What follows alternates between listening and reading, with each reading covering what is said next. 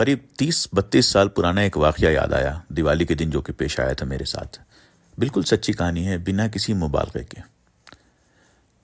بہت دھوم دھام سے دیوالیاں منتی ہیں ہمارے ہاں، جیسے کہ ہر شہر میں منتی ہے۔ ہمارے گھر کچھ مہمان آئے تو ہمارے گھر سے کہا گیا کہ جو یہ کچھ مٹھائیاں لے آؤ۔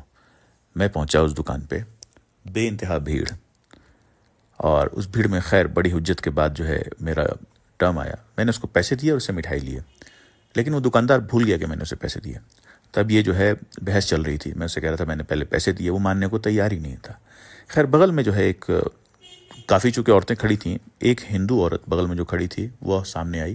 اس نے بولا کہ تم شکل سے مسلمان لگتے ہو۔ خیر ویسے کوئی شکل سے کوئی چیز ہوتی نہیں ہے، لیکن ہم نے کہا ہاں بالکل مسلمان ہے۔ اس نے دکاندار سے کہا کہ بھیا یہ مسلمان کا بچہ ہے، جھوٹ نہیں بولے گا۔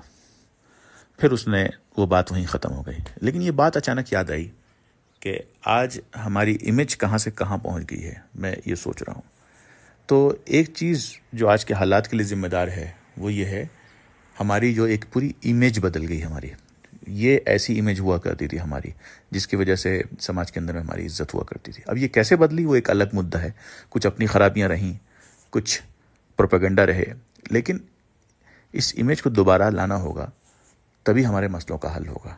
یہی ہمارے مسئلوں کا حل ہے کہ جب دوسرا کہے کہ بھیا یہ مسلمان ہے، یہ ایسا نہیں کر سکتا ہے، بھیا یہ مسلمان ہے، یہ ایسا نہیں کر سکتا ہے، جب یہ دوسرے کہنے لگیں تو ہماری جیت ہوگی۔